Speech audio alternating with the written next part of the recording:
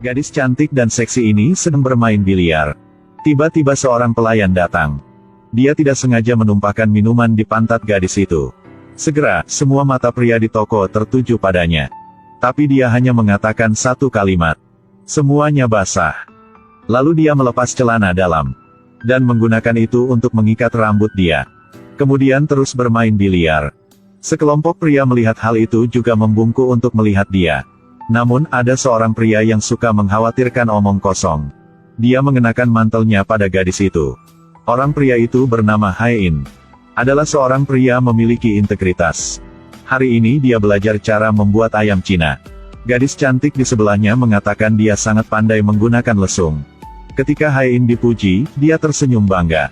Kemudian gadis itu terus memberi isyarat padanya. Hubungan antara saya dan suami saya tidak baik. Jadi, apakah Anda ada waktu luang pada akhir minggu ini? Hae-in tersenyum penuh makna. Gadis itu berpikir bahwa Hae-in mengerti apa yang dia maksud. Siapa yang mengira bahwa Hae-in akan memberinya sebotol anggur. Dan mengatakan padanya untuk minum dengan suaminya. Dan hubungan dia dengan suaminya akan menjadi lebih baik. Lalu dia melambai-lambaikan tangannya dan melompat-lompat pergi. Meninggalkan gadis yang berdiri di sana tersenyum pahit. Sungguh seorang pria yang tidak bijaksana. Hae-in baru saja berbelok ke jalan lain.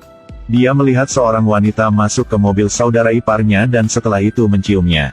Hae-in merasa sangat malu ketika melihat hal itu. Hari ini adalah hari ulang tahun kakak iparnya. Tapi dia masih menggoda gadis lain. Sebagai adik ipar, saya menyarankan Anda untuk jujur. Kakak ipar juga meminta maaf penuh ketulusan. Dalam hal ini, tidak bisa menyalahkan saya. Kak ipar dia ada pengalaman dalam hubungan cinta selama 20 tahun. Tapi tidak pernah mengambil inisiatif. Ketika sampai di rumah karena sudah terlambat jadi mereka diinterogasi. Tetapi ipar memberikan istrinya bunga dan hadiah. Menambahkan bubuk biliar yang dioleskan pada tangannya. Jadi dia lolos dari bencana ini. Hae-in awalnya ingin mengekspos kakak iparnya. Tetapi dia tidak bisa terduga bahwa saudara ipar istrinya juga mengoleskan bedak pada tangan dia. Dia juga mengedipkan mata padanya. Mengatakan bahwa dia masih ingin melawan dengan dia pada hari besok. Meskipun dia pergi merawat bunga lain pada siang hari. Namun pada malam hari energi masih sangat kuat. Tetapi Hae-in. Dia hanya melakukan setengah putaran tetapi punggung dia terpelintir. Istrinya terdiam, kesal. Hari berikutnya dua orang pria sedang mengeringkan celana pendek mereka. Hae-in juga melihat istrinya menertawakannya. Di malam hari, keduanya bertemu di tempat main biliar seperti yang dijanjikan. Kakak ipar juga membawa seorang gadis cantik datang ke sini. Tubuh yang seksi ini. Postur berdiri ini, senyum ini. Membuat Hae-in terkejut lihat dia. Saat ini, pelayan mengeluarkan minuman. Kak ipar pura-pura tidak sengaja menumpahkan minuman itu ke pantat gadis cantik itu. Meski tak bisa melepaskan pandangannya dari gadis itu. Ia tetap memilih menjadi gentleman. Tetapi perlakuan ini sudah menarik perhatian gadis cantik itu. Hari ini ketika Hae-in sedang menyiapkan untuk menutup warung. Gadis cantik tadi, tiba-tiba muncul di restoran. Hae-in membuatkannya semangkuk mie kacang hitam. Setelah sejenak mengenal wanita ini, dia tahu bahwa nama wanita ini So-hee. Semakin banyak mereka berbicara, semakin mereka merasa cocok satu sama lain, bahkan mereka berdua menyukai makanan Cina. Mungkin ini adalah takdir dari kehidupan sebelumnya. Jadi sebelum meninggalkannya gadis ini memberi isyarat bahwa saya akan datang lagi. Aku ingin tidur dengan kamu. Saat ini hatinya seperti sedang naik roller coaster. Dia ragu-ragu. Tetapi akhirnya, dia masih memilih cara yang paling pandai. Karena itulah pertama kali jadi Hae-in ada agak panik. Jadi dia minum alkohol untuk menyembunyikan kegembiraannya. Sesampainya di rumah dia mulai pergi ke kamar mandi untuk mandi. Perlakuan aneh ini membuat Ye Jin curiga. Memang, dia menemukan celana dalam gadis itu di dalam saku celana Hae-in saudara iparnya.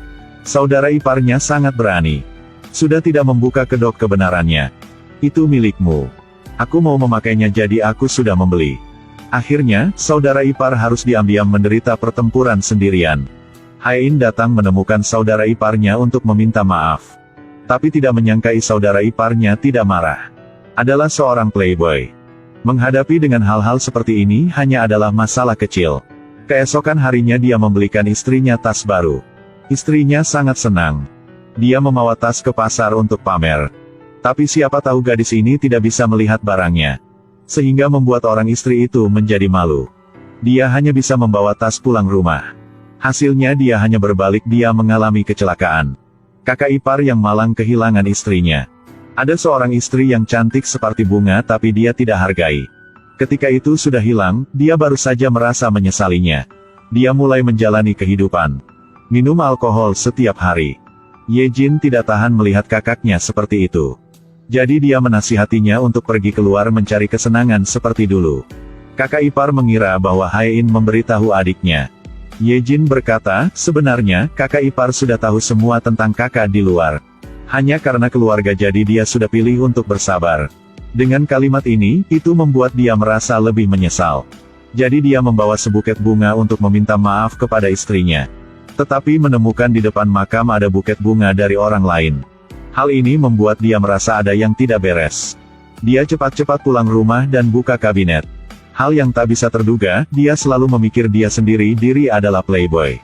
Tapi orang yang masih tidur dengan dia, bahkan level istri dia lebih tinggi dari dia. Keesokan harinya, saudara ipar datang ke makam untuk menunggu. Akibatnya, dia memang bisa bertemu pria itu. Dia sedang menyiapkan memberinya sebuah pelajaran untuk orang pria ini. Tapi dia dimarahi oleh pria ini. Dia bilang bahwa apakah Anda tahu betapa istri Anda mencintai Anda? Dia selalu berkorban untuk keluarga. Tapi suaminya selalu menggoda gadis lain di luar.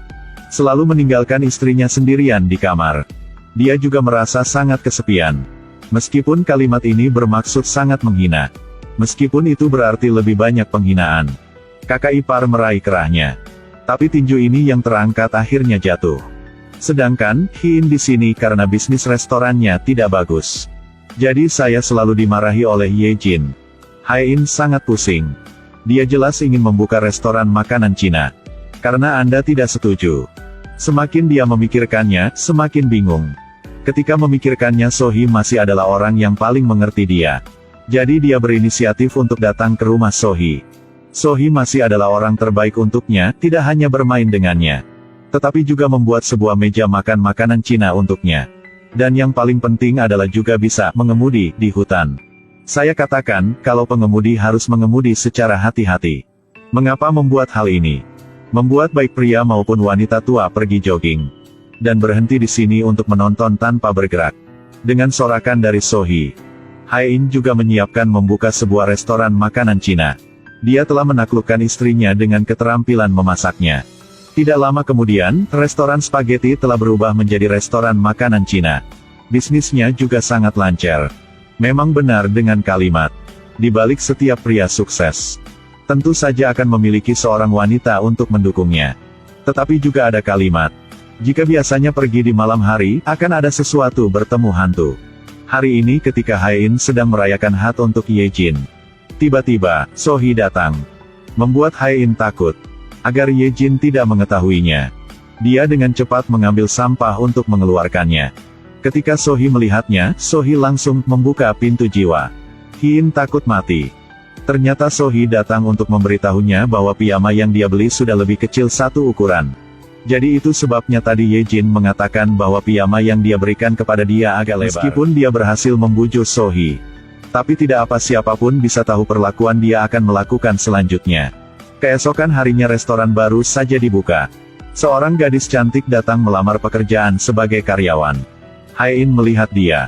Dia langsung ketakutan. Ini adalah Sohee. Hae-in tercengang. Tetapi dia masih hanya bisa terus-menerus mencari alasan untuk mengatakan bahwa dia tidak cocok. Tapi Yejin sangat puas dengan Sohee. Dia mau Sohee menjadi pengasuh rumah dia. Bantu dia merawat kakak yang telah kehilangan istrinya dia. Meskipun kakaknya terus-menerus menolak mencari pengasuh. Tetapi ketika melihat Sohee, dia tersenyum seperti musim bunga sudah datang. Sohee juga sangat cepat untuk berintegrasi dengan keluarga ini.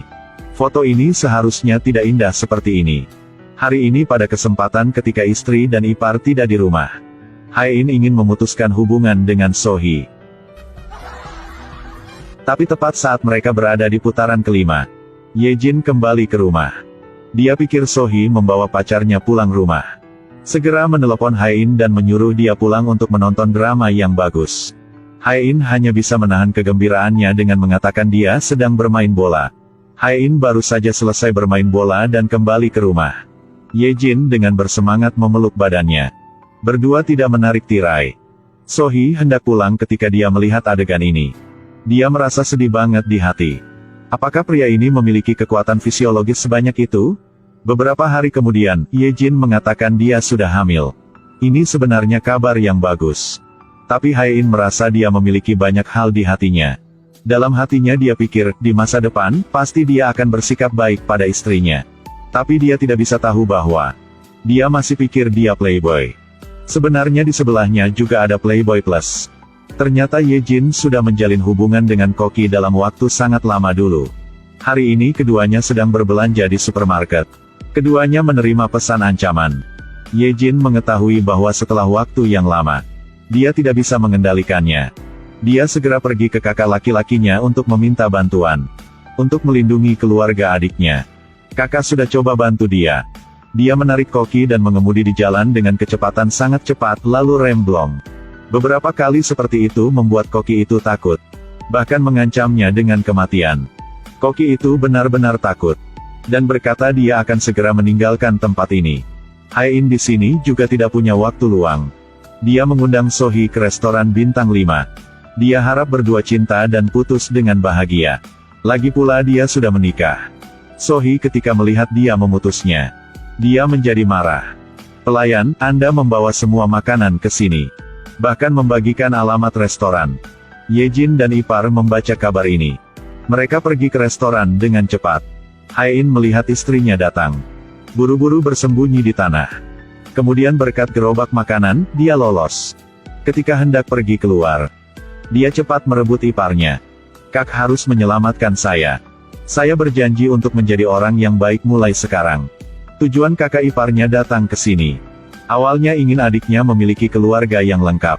Tapi dia melihat permintaan maaf yang tulus dari Hae-in. Jadi jangan ragu untuk membantu adiknya. Ipar hanya perlu melakukan satu hal dan menyelesaikan kedua masalah. Dia tidak ragu untuk duduk di tempat duduk adik iparnya. Memegang tangan Sohee dan mengucapkan banyak kata-kata menyentuh hati. Yang membuat baik Sohee maupun Ye Jin tidak mengerti apa sedang terjadi. Bahaya Hae-in terpecahkan. Cinta antara dua orang lebih kuat. Kakak ipar juga berhasil membuat Sohee jatuh cinta pada dia. Dan inilah gambaran keluarga bahagia ada 4 anggota. Lihat adegan ini, saya tidak merasa dingin tetapi juga menggigil.